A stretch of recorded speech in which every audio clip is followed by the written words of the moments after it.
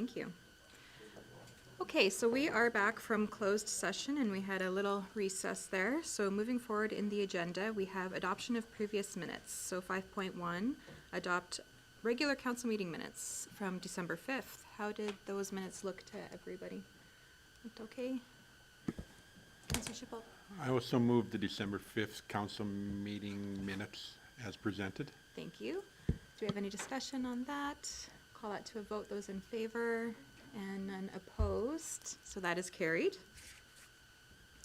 And then 5.2, we have to adopt the 2024 operating and capital budget meeting minutes. Did those meetings look okay? The minutes. Go ahead, Councillor Phillips. They looked good to me, and I'd like to make a motion to adopt the operating and capital budget meeting minutes of December 6th and 7th as presented. Thank you. Any discussion? None. So I'll call that to a vote. Those in favor and none opposed, and that is carried. So delegation business. So we had Doug Lott here with the Rocky and District Minor Football Association. So if we have more discussion on that item for now, or I agree with Councillor Phillips in that it is kind of to the point of no return. And I do think that putting it off more and more is just going to only increase costs. But I do like what Councillor Hutchinson said in asking for a more detailed breakdown. So for myself, I would be happy to see that. And we don't have to make a decision today from the sounds of it. So if we want to wait to see that and then explore that forward, or explore that more, I think that would be okay. Councillor Phillips. Yes, thank you, Deputy Mayor. Yeah, I agree. This project, it's gone past the point of no return. It's got to happen this year somehow. So we have to make sure that definitely happens. Otherwise, the costs to do it next year are going to be that much more. Mm-hmm. So I definitely think we need to make a decision in January. I would like to see the updated financials just to see what we're actually approving for sure. And when they go to the county and do the presentation to the county, I'd like to see what happens there as well. But I do think, as much as we don't like to have to do this, that we have to make a decision in January for sure. Mm-hmm. Any more discussion on that? Okay, so looking for a motion then. Councillor Schipel. So make a motion that we accept the information from Mr. Lott as information and wait for him to get back to us with what Councillor Hutchinson's asked for. Thank you for your motion. Mr. Krause? Will that work for a motion? Reworking in their heads, Councillor, but Okay, well, as long as we can get those little snippets in there, we're good to go. Okay, so Thank you. would admin then maybe reach out to Mr. Lott and just let him know that we are looking for that better breakdown? Okay, thank you. Any discussion on the motion? None, so call that to a vote. Those in favor? None opposed. That is carried. Okay, so for our closed session delegation, just looking for a motion to accept for information. This time, Councillor Auld. I'll make the motion that we accept for information the closed session delegation. Thank you. Any discussion on that motion? None. Call that to a vote. Those in favor? None opposed, and that is carried. Okay, so 7.1, we have old business, but this has to do with the public hearing. So just looking for a motion to table this item until after we've had our public hearing at 1 p.m. Councillor Hutchinson. I'll make that motion. Thank you.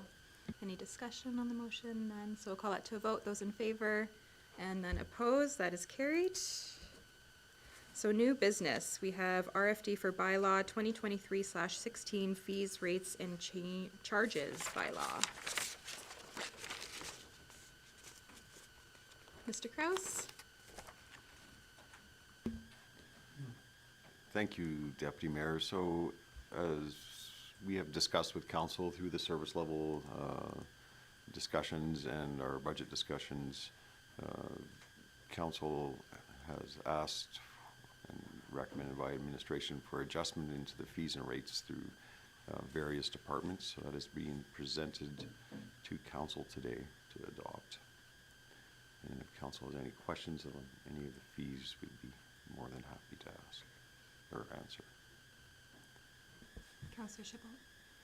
Deputy Mayor, if I could, I got a couple questions. Number one is the elimination of the extended stay at the Centennial Campground.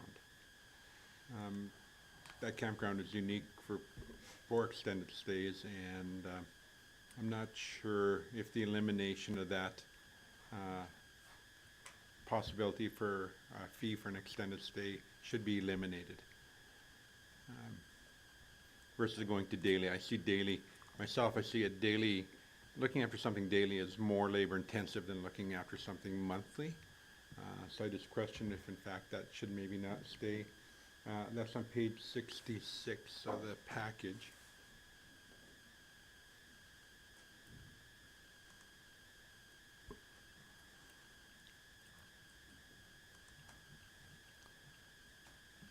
Is that under recreation and community services?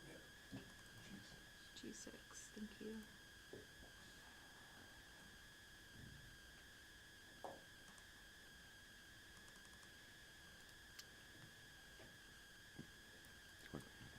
So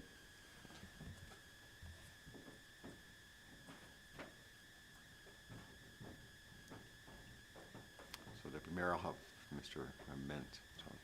Thank you.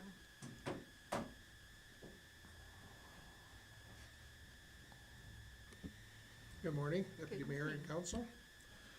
Yeah, so the rationale beside, coming from our staff that administer the campground was sort of twofold.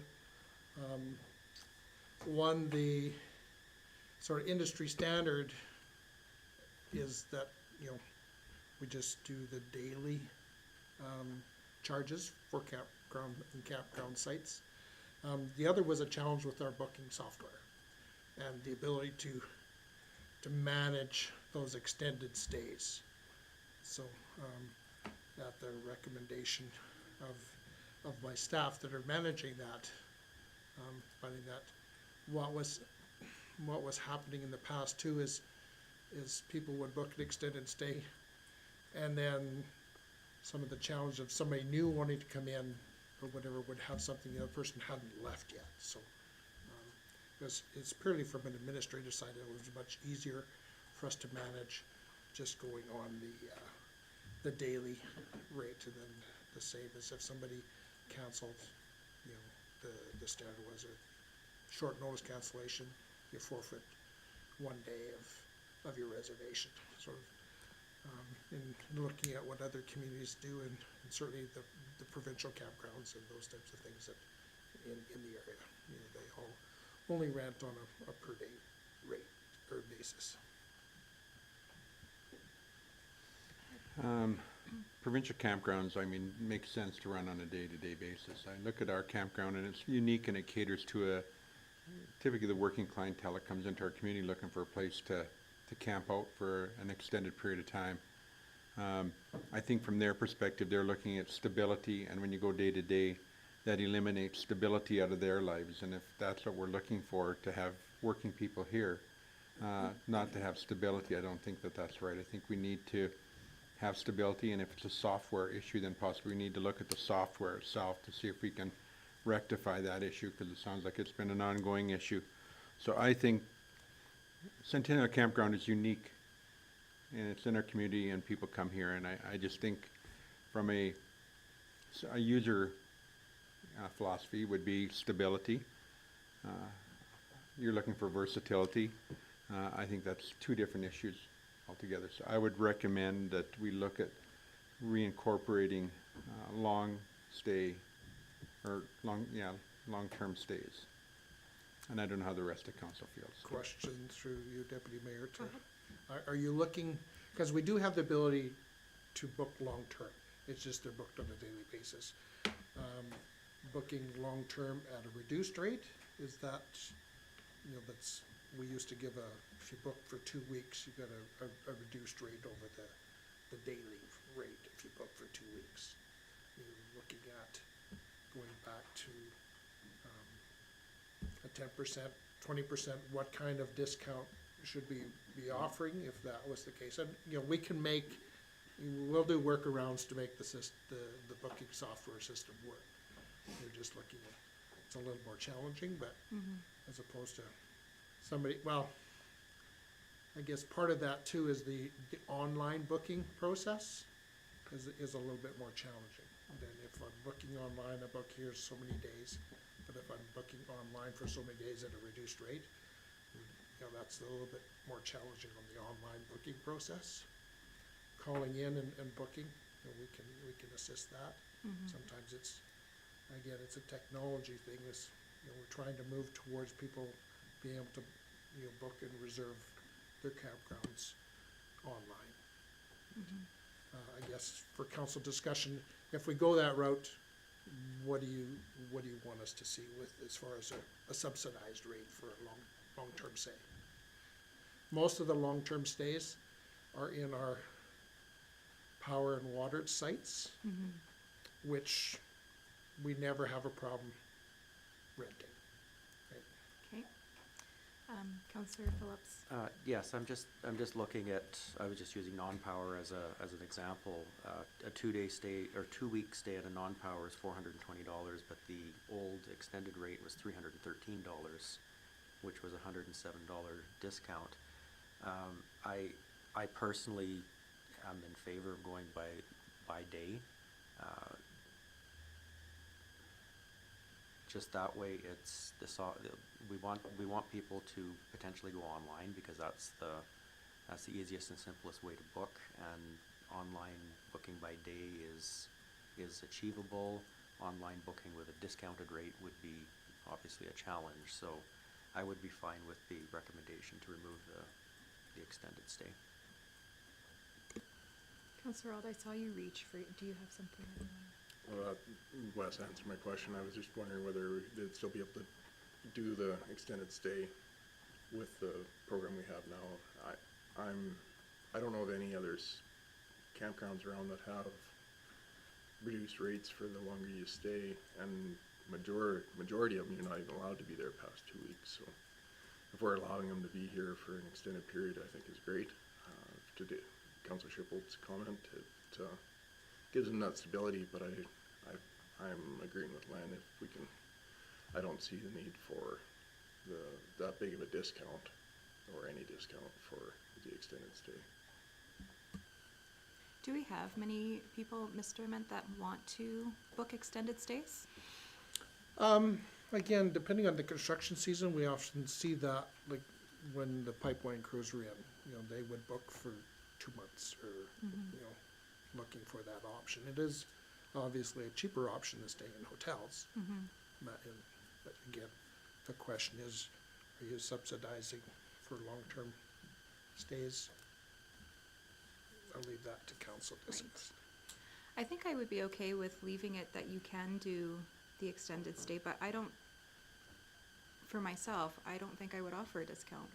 It's the daily rate times however many days, but if it's a little bit easier so you don't have to every day rebook it, or however the process is, then I would personally be fine with putting extended stays back in, but at the same daily rate that they would normally pay. Go ahead, Councillor Hutchinson.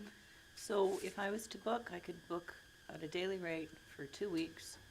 On the 14th day, I just go back in and I rebook for another 2 weeks. That's how it Yes. works. Yeah. So yeah, I'd be fine with leaving it without the I extended. don't believe we have a maximum number of days you can book. It's just, it's a daily rate. And you could book for 1 day, you could book for 2 months, but it's the daily rate. We don't have and that's why we're taking out the extended stay rate, is that because it was a subsidized rate. So now we're proposing that it's the same rate, and you can book as many days as you want. Oh, so someone can still extend it Yes. and make it a longer booking just Yeah. at the same, oh, okay. So then I would be fine with how it's done currently, so. Is that okay, Councillor Schipul? That makes it far more clear, thank you. Okay. Okay, does anyone have any other questions? I have 3 questions about rates. Okay. So the kitchen cleaning rate, which is on page 97 at $26 an hour. I'm just thinking that may be a little on the cheap side for cleaning a kitchen at $26 an hour, and understanding what we pay our employees. wonder if that's cost recovery or not at that rate. And then the second item is both the pool and the rec center, and that's for a shower. And a shower at $2. And I look at that as well as being low. I look at the amount of paperwork or staff time involved in that.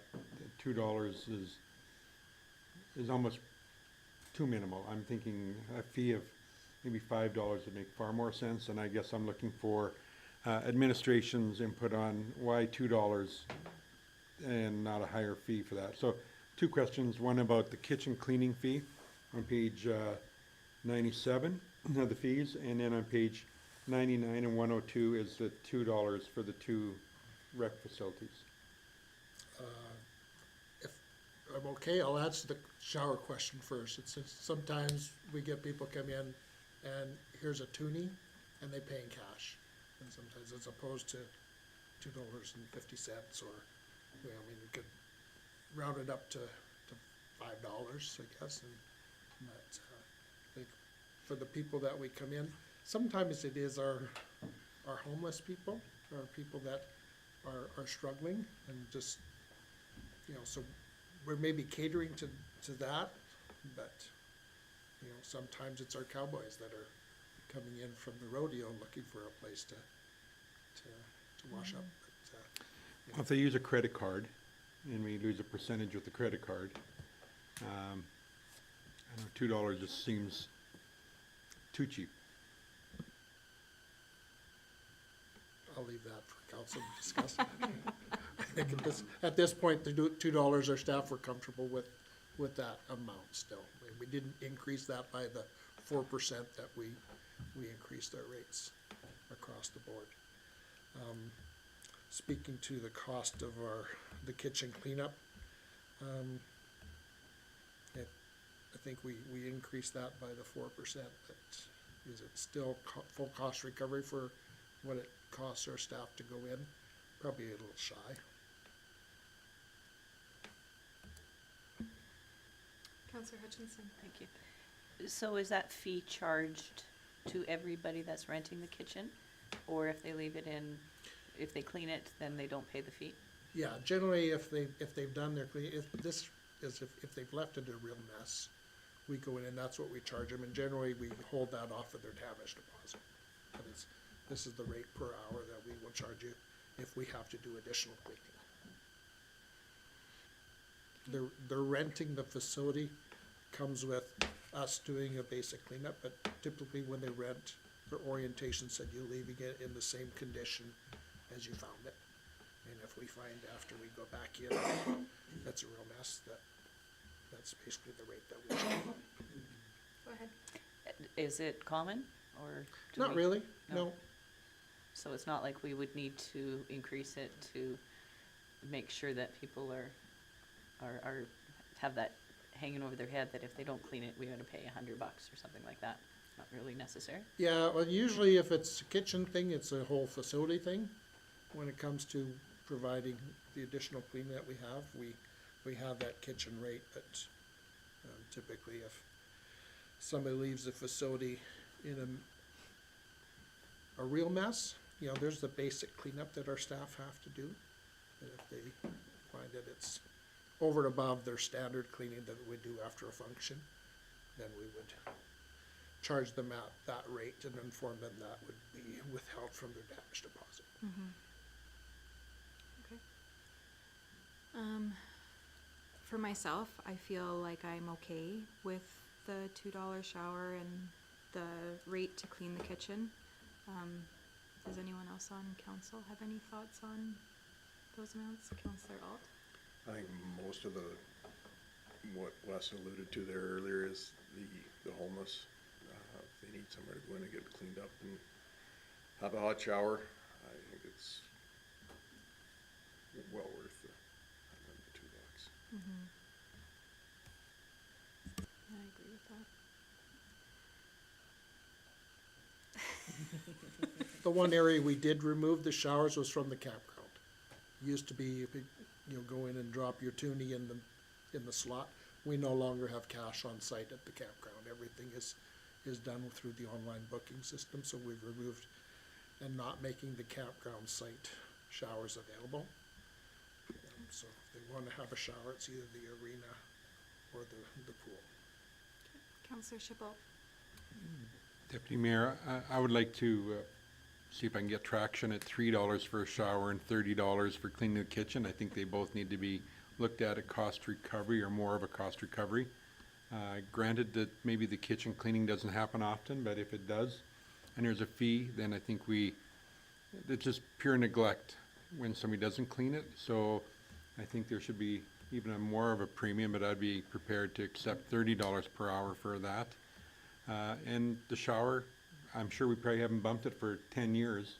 And so all the other costs in the world have went up, and I think a modest $3 fee is respectable for a shower. So I would look at moving those two fees upwards, so see if it has got traction around the table. Counselor Hutchinson.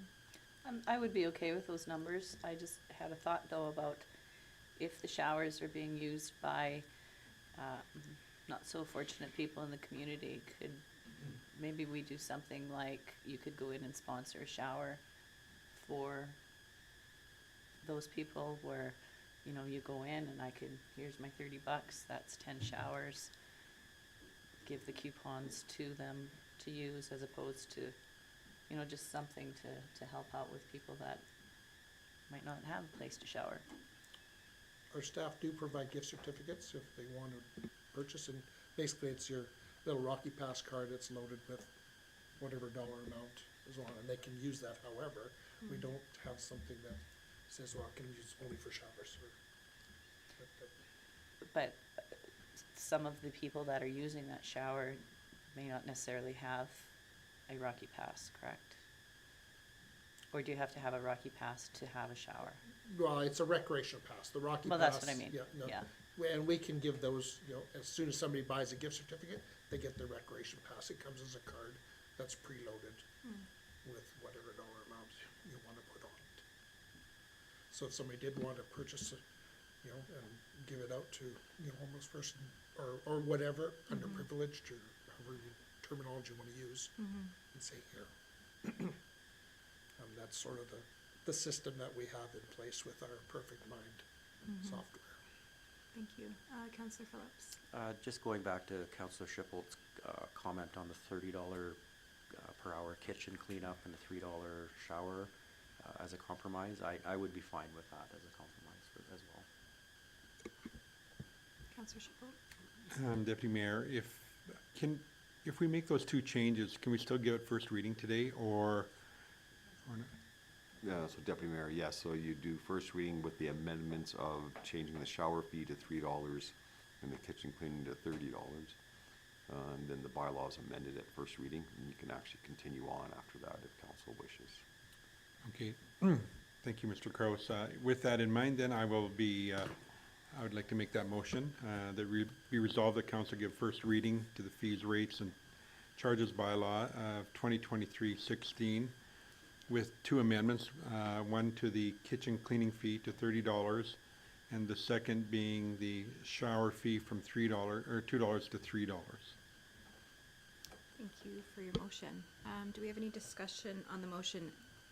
And at the same time, any other of the rates and fees, I guess, would need to be talked about now with that motion being on the table, so we're okay?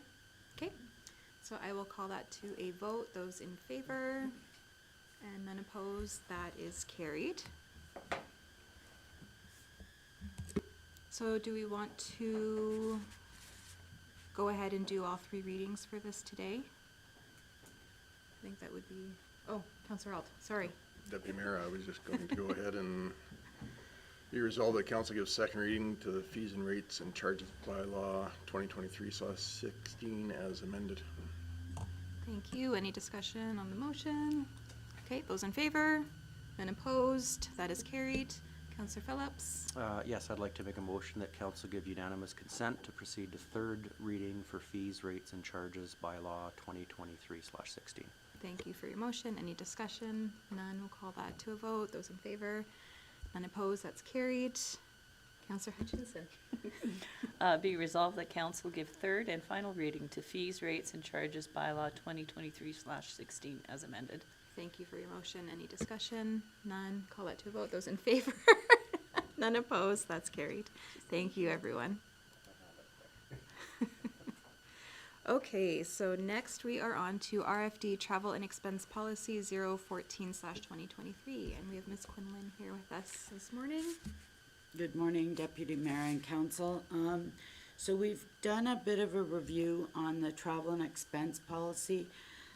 Throughout it, we did do some just sort of housekeeping updates, but there's a couple of changes that we are recommending. The first one is under 2.17. We had that it was paid through payroll, and it's no longer done that way, so it's done through accounts payable. The other main ones, we did update the rates, and I used the Canada Revenue Agency rates, so CRA, and I've tried to reference them in here so that in the future, like, we can check them on an annual basis, and if there's changes, then we'll update them. So under accommodations, we increased the private accommodation rate from $30 to $50. Meals and gratuities is increased, sorry, I don't have the totals here, but to $15, $20, and $34. I think that adds up to $69 for a full per diem.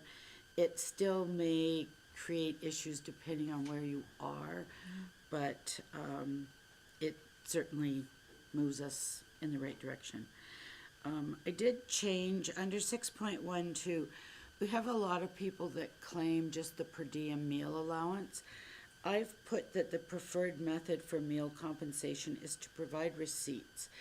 I would prefer to see that there's a receipt because, just for breakfast, if someone gets a muffin, then we're only paying for a muffin as opposed to $15. And also referencing that they have ordered or consumed a meal, just to make sure. Sometimes people may be claiming the full per diem for the whole day, and perhaps they didn't eat, or maybe they brought their own lunch. So those changes there. Increasing the gratuities to 18%. What we're finding is in a lot of restaurants, if it's a group, you don't even have a choice on the gratuity anymore. It's flat rate, 18%. And sometimes even when they give you a choice, sometimes the 15 isn't even there. So we've increased that. Did add a section about room service charges, just that sometimes there's fees of up to $20 for delivery. So trying to restrict or get people to think about ordering room service unless it's a specific meal that you're missing, and that you're not ordering a snack and paying $20. Parking, we will cover parking meter charges, but just changing it so that other and saying there's no receipts.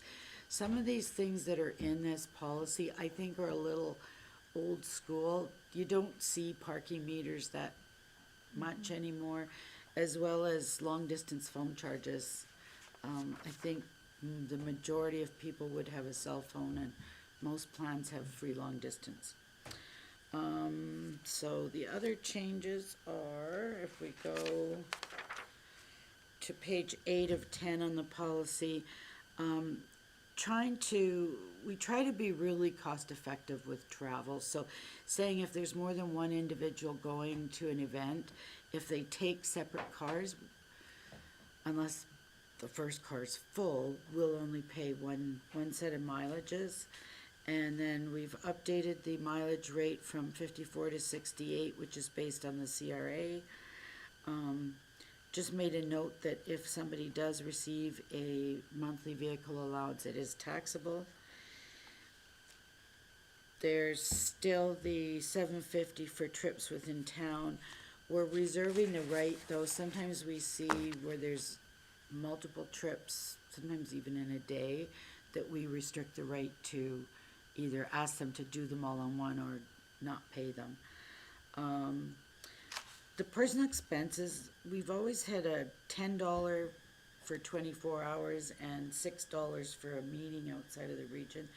The original intent of those, I think, was to pay for parking meters and long-distance phone calls and dry cleaning.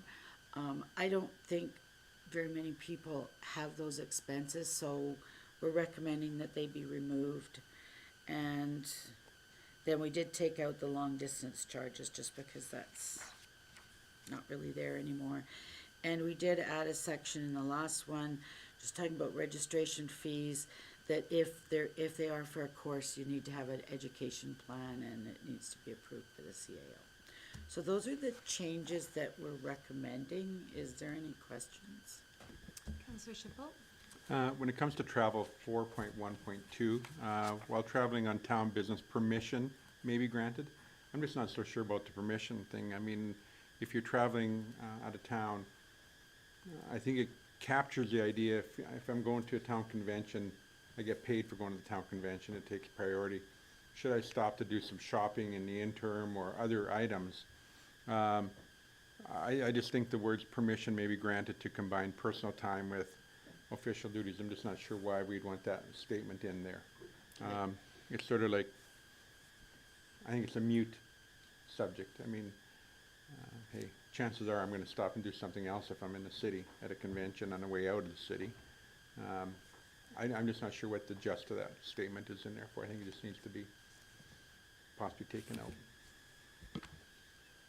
Councillor Hutchinson? This is not just counselor specific. This is staff as well, so I could see it having that in there, if it's staff going someplace.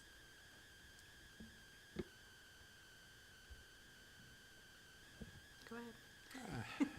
Deputy Mayor, staff or councillors either way, I don't think what you're doing on your way back is irrelevant. I don't think you need to have permission. Permission may be granted. Well, what if, you know, I'm driving out of the city and, hey, I want to go to the mall.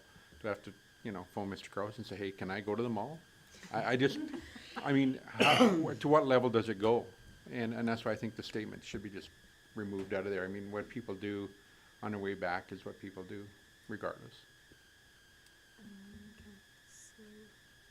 Oh, go ahead, Mr. Krause. Yeah, thank you, Deputy Mayor. I think the intent of this is if you're driving a town vehicle, not necessarily your personal vehicle on that trip. So if you're taking a town vehicle, are you allowed to deviate to go to the mall in that vehicle? So it probably needs clarification. That path. But I think that's the intent of this. I don't think it's the intent that you have to ask if you're in your personal vehicle if you want to stop here or there.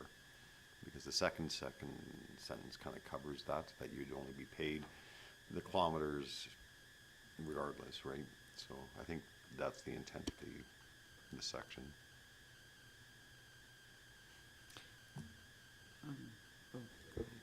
That could be the intent, and I Yeah. agree with that. If that's the intent, that's perfect. It just needs some clarity, that's all. Yeah. Just two comments. I mean, we could add while traveling on town business with a town vehicle, and that would cover that aspect. The other intent, and it is, you're right, it's not clear here, is I have seen instances in the past where someone's actually going to Red Deer to go shopping, like a personal trip, and then they combine business with what is truly a personal event, and then claim mileage. So I think they were trying, but I think it's very difficult to identify that in a policy. So if we get some clarification on that bit, Councillor Schiffel, you feel If we Okay added with with a that? town vehicle. okay? Do we have any other questions or anything to discuss on this? Councillor Phillips? Just the one thing I had is I know we're talking about the CRA guidelines when we're talking about the 15 for breakfast, 20 and 34 for dinner. Some of the conferences we go to, you can't get a lunch for $20. Like the hotel costs, and you can't leave the hotel to go anywhere else for lunch because you don't have time. How does that play out? Because some of these hotels, you can't eat a lunch for $20. It's not possible. I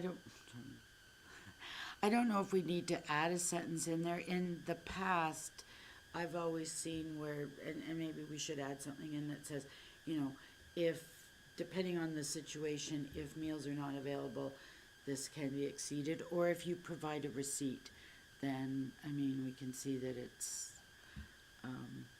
but yeah, I have seen where people do go over, especially if you're at a conference in a hotel and there's nothing else around, then I have seen that happen. Mr. Gross? Deputy Mayor, I think section 6.1.3 covers that. Single meals that exceed the amounts provided above may be claimed, subject to the receipt being provided. Okay. Any other discussion? Oh, okay, so I think we are good with that. So just looking for a motion now to accept as amended. Councillor Hutchinson.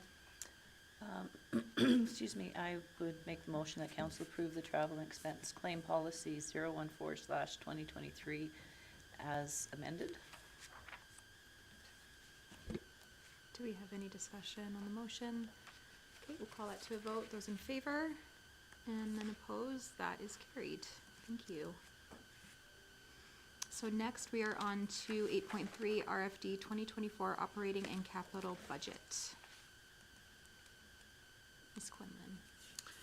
Okay, thank you again, Deputy Mayor and Council. So we did do our budget presentations and discussions on December 6th and 7th and presented the entire budget. So this is bringing back what Council is recommending to come for approval. So the 2024 operating and capital budget, the total budget is 26,886,633 for operating and 6,683,200 for capital, for a total of $33,569,833. We also have amortization, which is a non-cash expense, in the amount of $3.787 million. Overall, there was no changes made. This budget does include a 4% tax increase. It's not evenly set out in the different major classifications. Residential will be 3.79, non-residential commercial improved will be 4.97, and non-residential large business will be 3.42. The average tax bill, and I did include, oh, that's not the table, but there is a table in the budget. The average property will increase by $102 per year for a residential, and that there's a range of like 15 for a smaller home up to $102.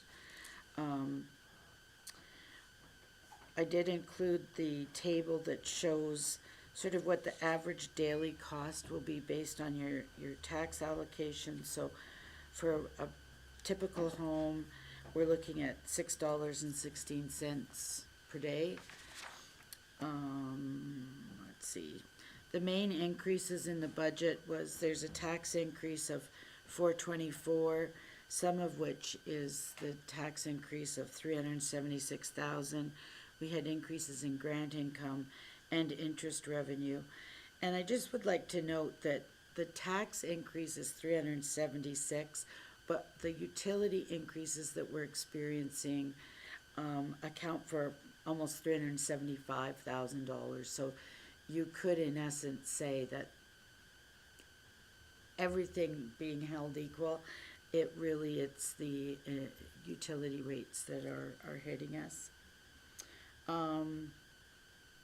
So I went through some of the major concepts. The tax increase, interest revenue is higher due to our increases in interest rates, but it is transferred straight to the reserves.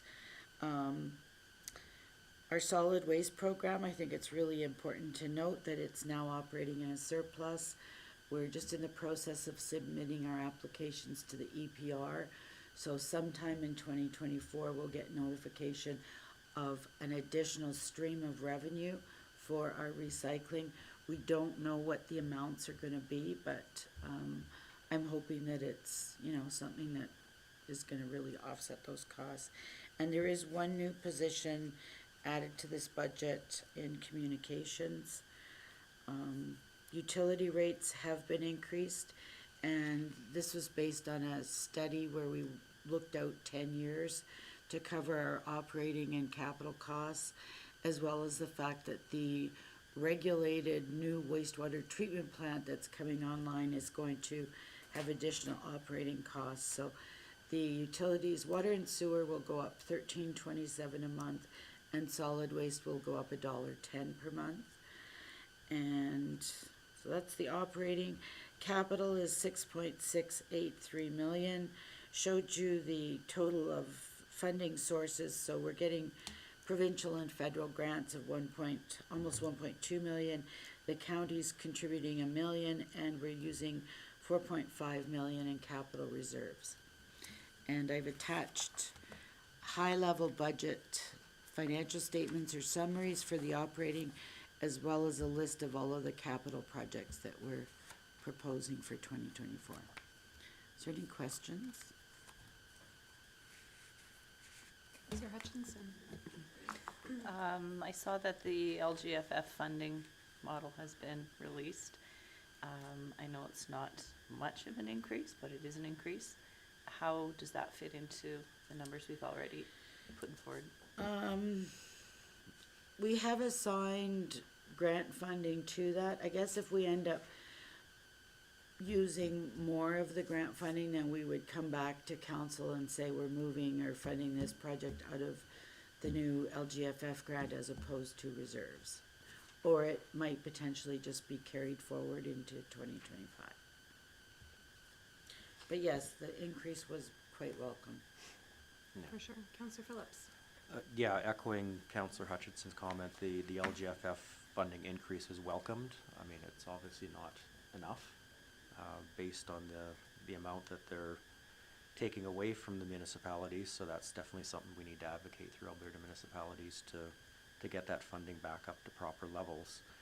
And just going back on some of the highlights that Ms. Quinlan was talking about with the upcoming EPR, that we don't know how that will affect us in a positive way when it comes to utilities, and that the water treatment plant, the new water treatment plant that was basically forced upon us from the provincial and federal governments, is what's going to cost us more in our utility bills. That is not something that we have a choice to do. We have to do that. So just wanted to highlight that. Thank you, Councillor Phillips. Do we have any other discussion? Okay, go ahead, Councillor Phillips. If there's no further discussion, then I would like to make a motion that council adopt the 2024 operating and capital budget with a total operating reserves and expenditures of $26,886,633, as well as non-cash amortization of $3.787620 million, and a capital budget in the amount of $6,683,200. Thank you for your motion. Do we have any discussion on the motion? None, so we'll call that to a vote. Those in favor? And none opposed, that is carried. Thank you.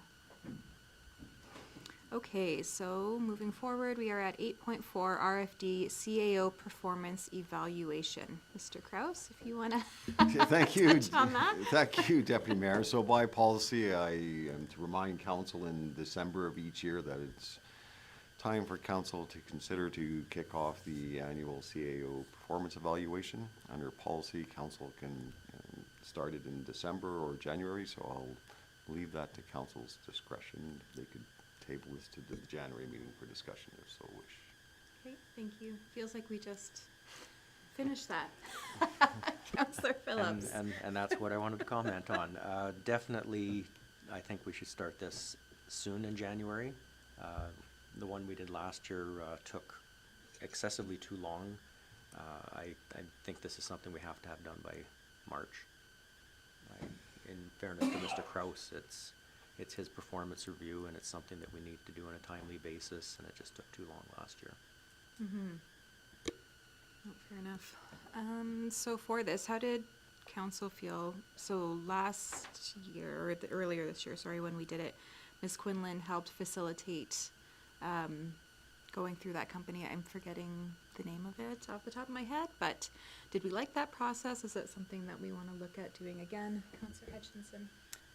Didn't we discuss that earlier, that we were going to do that 360 once in a term? And we Okay. would just internally do the offset years. So having said that, I don't know that we would just want to do it internally, but possibly have the Director of Corporate Services guide us a little more, keep us corralled, so we're not going way off base. I think Betty is good at herding us cats, so I would be fine with having it done internally with the Director of Corporate Services spearheading the review, and I would definitely consider starting this in January. Thank you. Go ahead, Councillor Chabot. I would like to look at hiring a facilitator and doing a 360 again. I think once the benchmark is set, it's more comparable because you have the same format that you're using. When you change formats often, you don't get the same result. So I would be more inclined to do the 360 with a third party again doing it. It takes everybody out of the mix, and I think makes it easier for all of us, including Betty, to do it. So I would push towards a 360 again. Okay. Councillor Alt. My only concern with that is it is quite costly to go that route. If we have it done every 2 years, or I would be fine with that. I don't know if we need to, based on the previous reports that we've gotten back for the CAO review, I don't know if we need that whole 360 done by another outside organization, just strictly for the cost of it. It's quite expensive, so I'd be more inclined on us doing it with the assistance of corporate services. Do you have something you'd like to add, Councillor? I would. I think before we throw it out, we have a look at what the cost would be this year, and just, get costing on doing a 360 before we say it's too expensive, because we don't know if maybe the second year might be easier or less costly.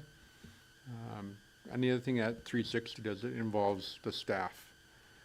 So I guess if we're prepared to just do it as a council and not involve the staff, then we can do it internally. But if we want to give the staff involved and let them have feedback, in terms of directors, I think then the 360 gives us that ability to involve everybody that's directly involved with our CAO. So I think that sometimes there may be positive comments that come out of that from the staff that are things that we shouldn't neglect. I think they're part and parcel of our whole operation. So I just toss that out there. Councillor Phillips. I agree with Councillor Ald and Councillor Hutchinson. When we're looking at the 360, we literally just had one done here, and because it took so long, was literally just done maybe 6 months ago, and that did include all the staff, directors, and council. So my preference would be to look at doing this every 2 years, just because of the cost. But we could have Betty, bring a costing back to us in January just to see how much it would cost to do it again, and then we can make that decision once we do in January as to how we're going to do it. But I would favor doing it every second year just because of the cost implications. Councillor Alt. Thanks, Deputy Mayor.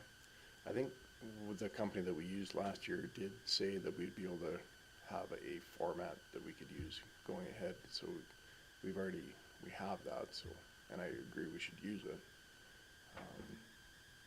Just to keep everything the same, is it some consistency? Thank you, Councillor Hutchinson. Yeah, I agree. We've got the templates that had been given to us from the last one, so, I would just be in favor of maybe having a look at those and seeing if there's anything that we need to modify or add, and not including the staff at this one. And it was the end of April when we just finished the last one, so I would be more inclined to go in that direction. Okay. Counselor Ald. I'd be willing to make a motion that council conduct the 2024 CAO performance review internally with the assistance of Director of Corporate Services. Once Betty comes back with us in January with a costing analysis of what the other options would be. Do I need to put that in there? For a new 360. Is that okay, Mr. Kraus? Does that make sense? Yeah, that's what I was just gonna say as soon as I said it. So maybe just So come back let with me- costing of the options and then. Okay. That's, yeah, I'll make the motion that, Director of Corporate Services comes back with a costing in January for a full 360 and make the decision in January. Okay, thank you. Do we have any discussion on that motion? No? Okay, so we'll call that to a vote. Those in favor and none opposed, that is carried. Thank you. Okay, so on to section 9, correspondence for action. We have one, Economic Developers Alberta 2024 Conference. Mr. Kraus, would you be touching on this? Oh, or Councillor Phillips, if you want to. Yeah, thank you, Deputy Mayor. Yes, this is I found a very eye-opening conference and a very worthwhile one for some of council to attend as well. There was a lot of good information on, just new and upcoming events, new and upcoming trends. I definitely think that we should be sending some of our council and our EDO as well. Thank you. Councillor Hutchinson. Yeah, I attended this one last year, and by far, I think it was one of the best conferences I've been to. The enthusiasm is over the top with EDOs.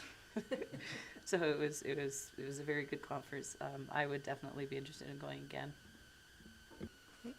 How many Mr. Kress, how many counselors do we typically send to this conference, if you know? Deputy Mayor, in the past, it's been open to all of council. I Okay. think average, probably around 3 have attended, I would Okay. guess. Okay. I would be interested in attending this as well, for two parts, one for council, and the Community Futures Board that I sit on as well is also quite into this conference as well, because it's directly in their mandate, so it fills one of the boards and a council position as well for me. Okay, thank you. I wouldn't mind partaking as well. I haven't been to this before, so I wouldn't mind going and seeing what it's all about and experiencing that. Councillor Shippold, is it something that you're interested in attending? Oh, try again. Sorry. If we have 3 people attending, I think that should be ample. Okay. If one of you opt out, then I would be more than happy to opt in, but otherwise, I think 3 is ample. Okay, that sounds great. So just a motion with who would be going to this conference then?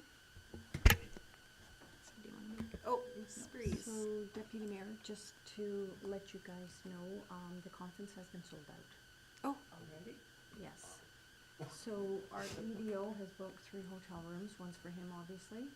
I'm not sure who the other 2 were for, and we are on a wait list. So I'm not sure how many members of council we can actually get to go, okay. but we are signed up for a wait list already. Okay, thank you for letting us know that. And, I mean, if Councillor Phillips and Councillor Hutchinson want to attend, I'm happy to stay out of there, but Councillor Hutchinson? So we would still need a motion that Councillor Phillips, Caprero, and Hutchinson attend the Economic Developers 2024 Conference if spots become available. Thank you. Okay, any discussion on the motion? None, so we'll call that to a vote. Those in favor and none opposed, that is carried. Thank you. So correspondence for information, we have quite a few there again. Is there anything between 10.1 and 10.12 that anyone on council wishes to draw any attention to? No? Okay, so I'm just looking for a motion. I'll Counselor make a Coats. motion to accept items 10.1 through 10.12 as information. Thank you. Any discussion on the motion? We'll call that to a vote. Those in favor? None opposed? That is carried. Thank you. And so now we move on to our action list. Mr. Kraus. Thank you, Deputy Mayor. So the first three items are all in progress, and we have target dates to bring them back. Post-house rental rates in March, the comparison of benefits in February, and reviewing the policy for grants and transfers in March. So we're all on that. The delegation of Mr. Brooks, we'll review that, and we're bringing that back to the February GPC meeting for council's discussion.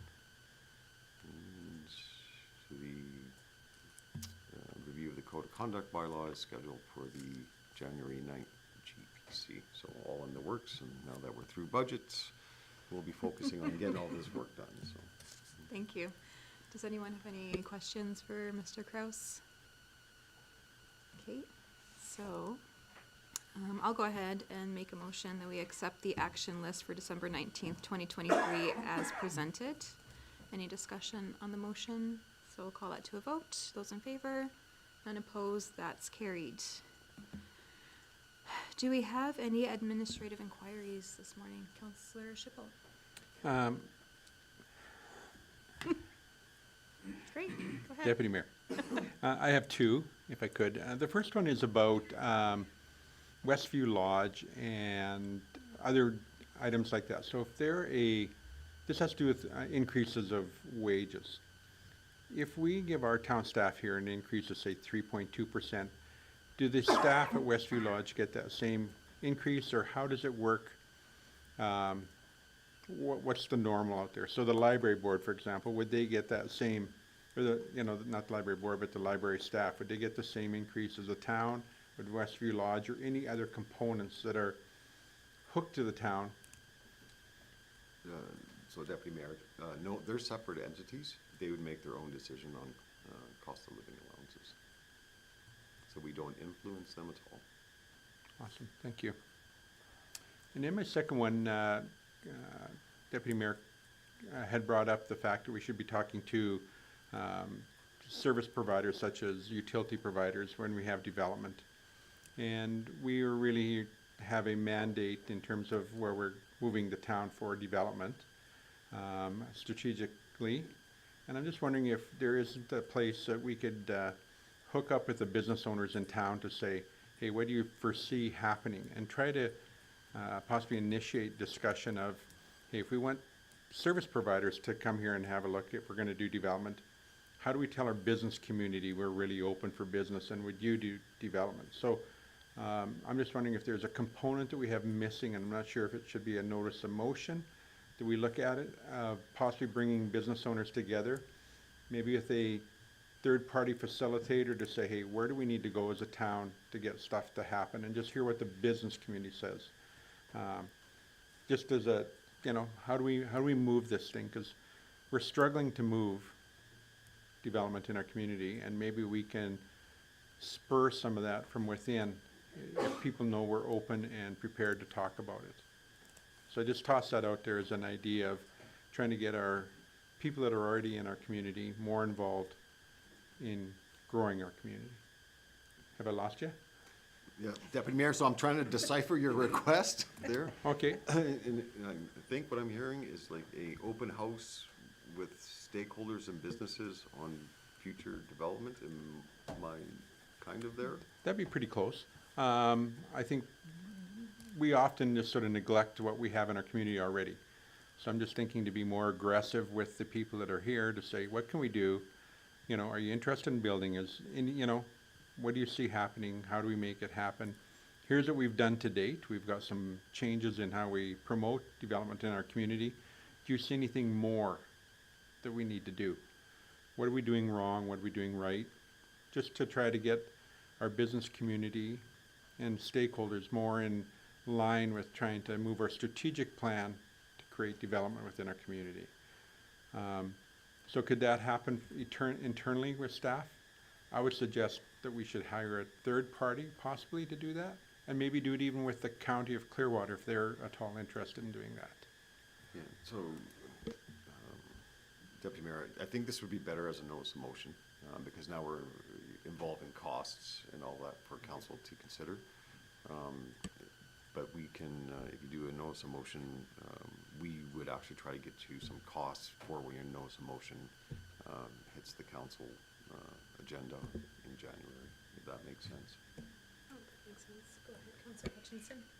I'm just wondering if that isn't something that the chamber is already moving forward with. Like, and maybe it's working, together, you know, we do work together with the chamber, but maybe, you know, is that something that we need to meet with them on a more regular basis and telling them what we would like to see to go forward?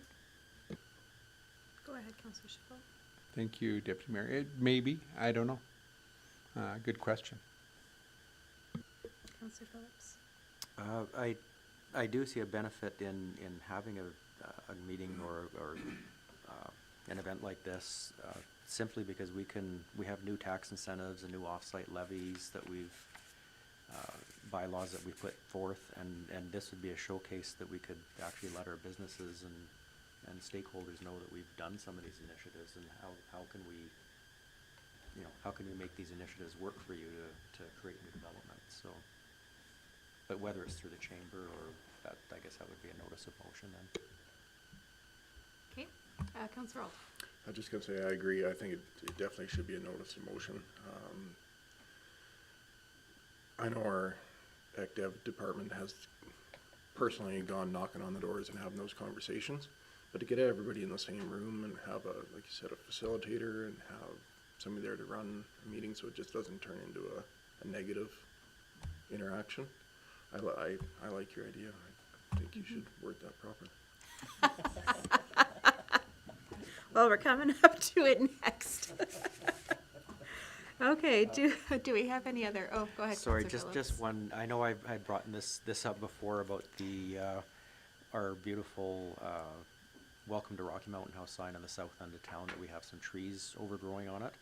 I'm just wondering perhaps if, I know administration has reached out to that landowner, I'm just wondering if perhaps, it would help if maybe some of council, if we could organize something with that landowner and council to maybe have a discussion, because it's, at night you really can't see that sign anymore with the trees that are overgrowing it. I'm just wondering if that may help the situation. Couldn't hurt.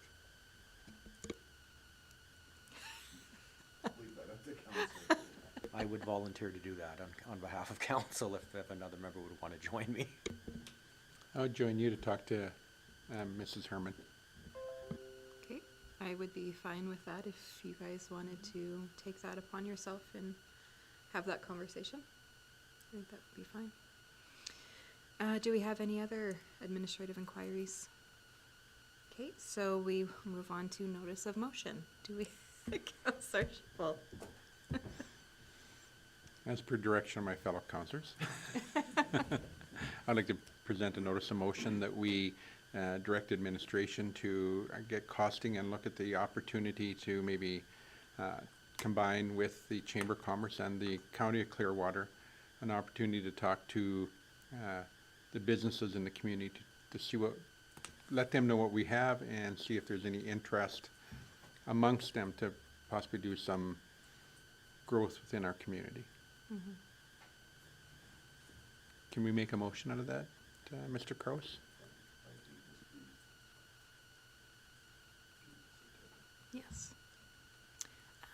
So if there's no discussion on that, then we can call that. Do we vote on that? No. Oh, okay. Okay. That sounds good. Do we have any other notices of motion then for today? Okay.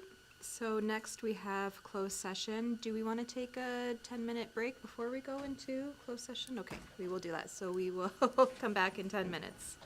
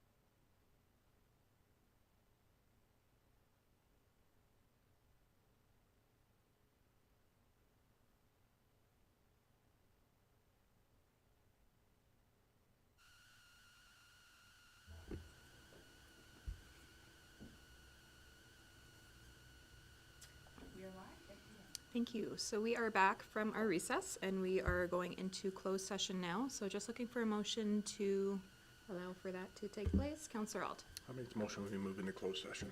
Okay, thank you. Those in favor? None opposed? That is carried. Thank you.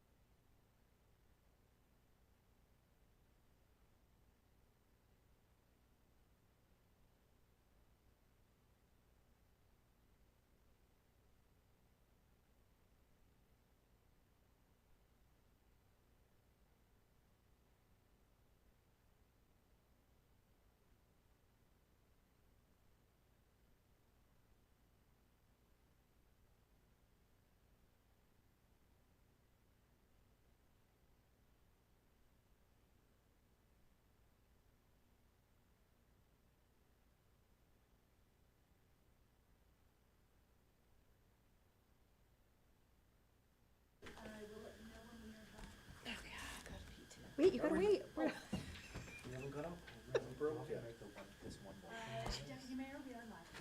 Thank you. So we are back from closed session, and before our public hearing starts at 1 p.m., we are going to take a quick 5-minute break.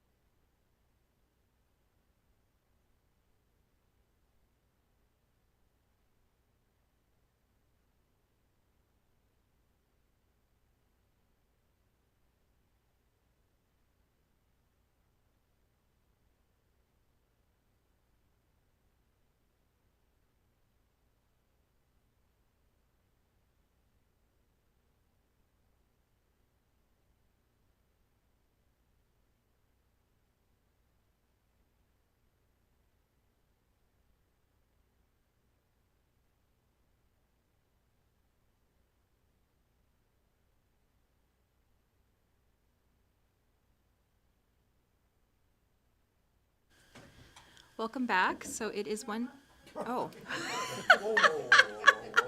Getting too excited here.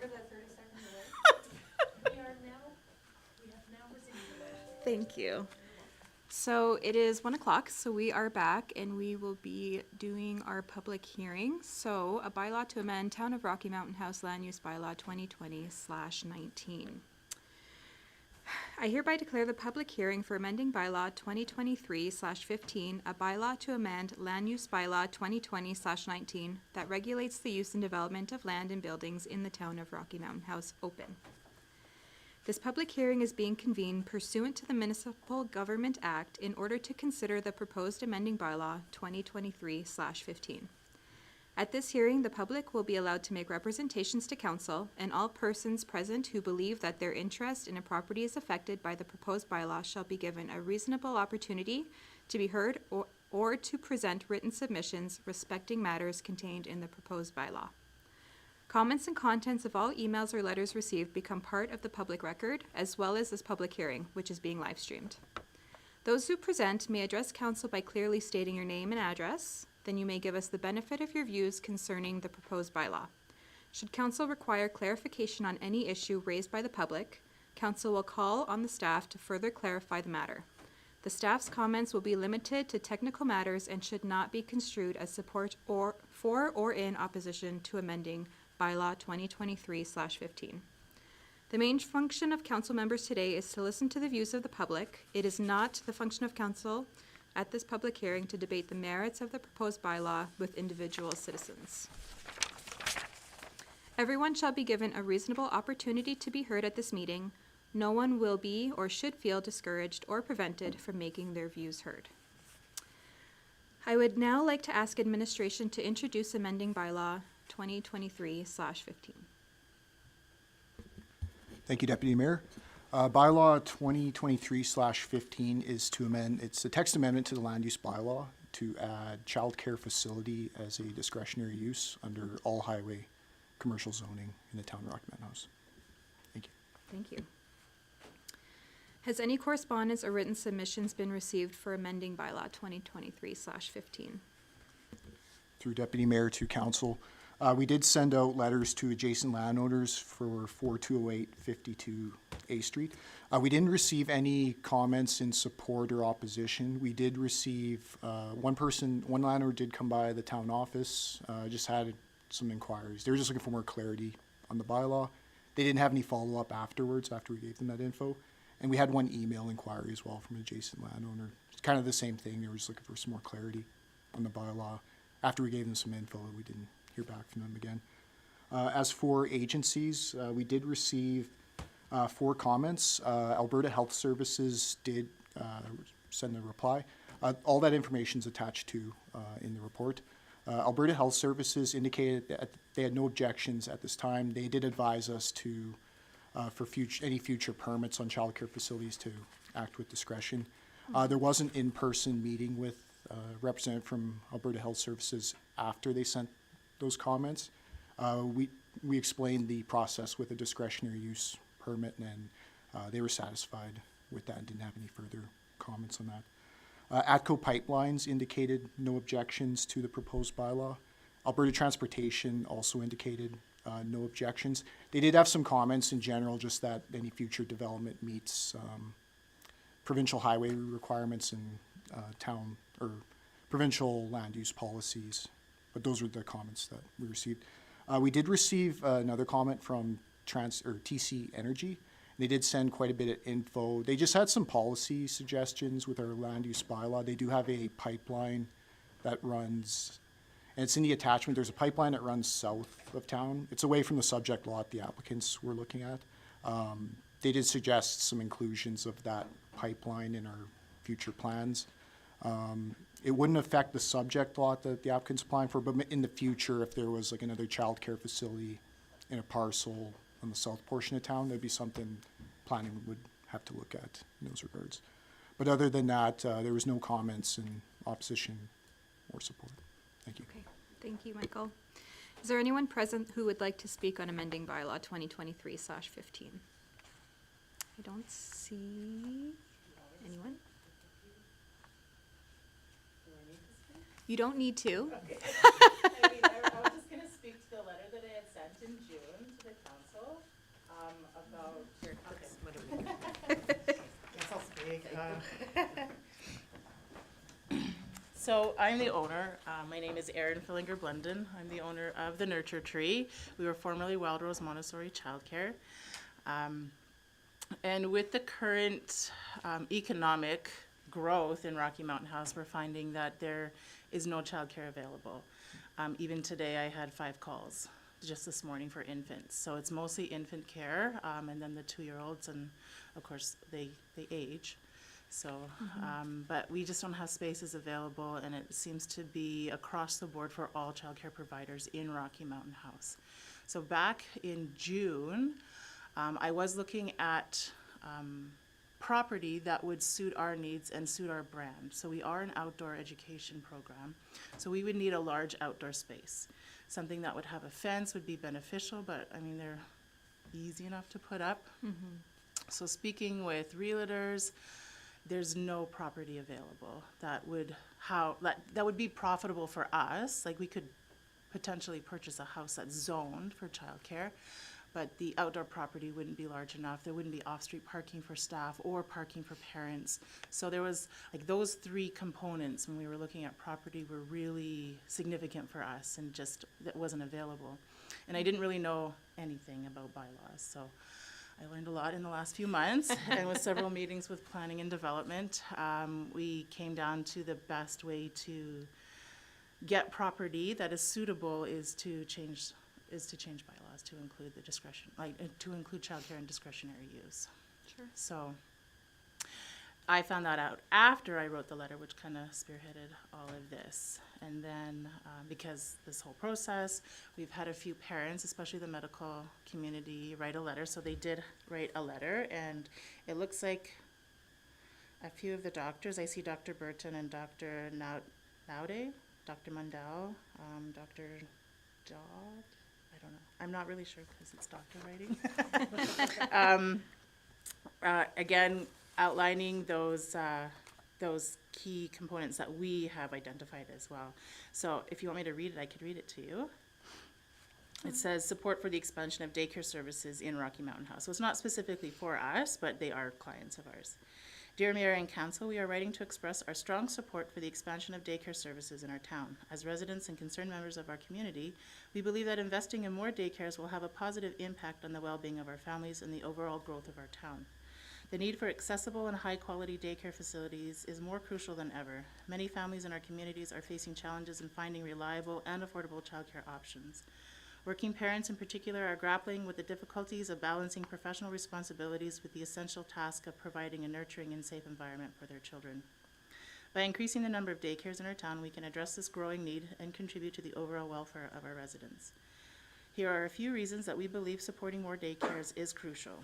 Support for working families. Accessible daycare services make it easier for working families to pursue their careers without compromising the well-being of their children. This in turn contributes to the economic development of our town. Early childhood development, quality daycare facilities play a vital role in the early education and development of children.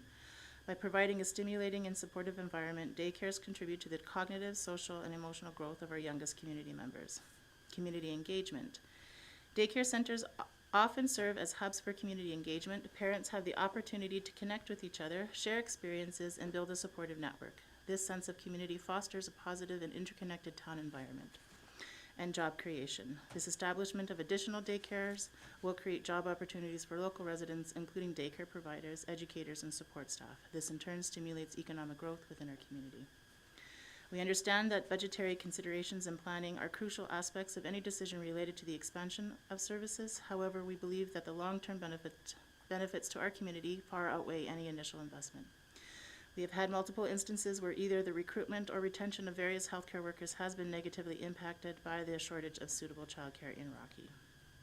We kindly request that you consider the proposal being brought forward regarding amendments to the land use bylaws, which would create avenues for supporting the establishment and growth of daycare facilities in our town. We are confident that such an initiative will enhance the overall quality of life for our residents and contribute to the prosperity of our community. Thank you for your time and consideration. Sincerely, all of the doctors. Thank you for reading that to us. So does council have any questions for Erin today? Okay, I think we're good, so thank you for Oh, you're speaking. welcome. Okay. Okay. So does council have any technical questions for administration? Okay, I don't see any. So can I please have a motion to close the public hearing for amending bylaw 2023/15? Councillor Phillips. I'll make a motion to close the public hearing. Thank you for your motion. Any discussion? Okay, we'll call that to a vote. Those in favor and none opposed, that is carried. Thank you. So public hearing is done. So with that, we will move ahead. So we had tabled 7.1 until after the public hearing was done. So now we can look at that. So bylaw 2023/15 land use bylaw amending bylaw second reading. Thank you, Deputy Mayor, through the you. council. Try not to regurgitate everything that was said in the public hearing. Bylaw 2023/15 again is a text amendment to add childcare facility as a discretionary use under all highway commercial zonings in the town of Rocky Mountain House. First reading was given on November 21st, 2023, regular council. We did add, and then we did advertise the public hearing for 3 weeks in the Mountaineer. And then as for comments, we did send letters to adjacent landowners for 4208 52nd A Street. We didn't receive any comments either in opposition or support. And we did forward the bylaw to agencies, and we received 4 comments back from the agencies. None of them had any objections or concerns with the proposed bylaw. They did have some comments and some suggestions for any future applications. Overall,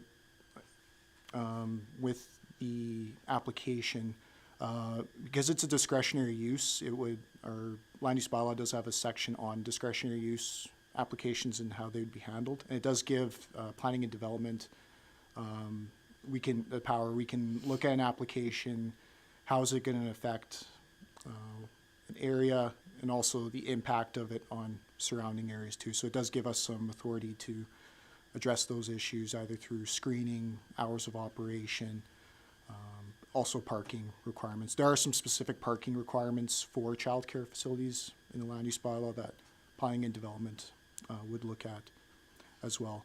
And we did look at some surrounding towns and communities just to see what their regulations are for childcare facilities on highway areas.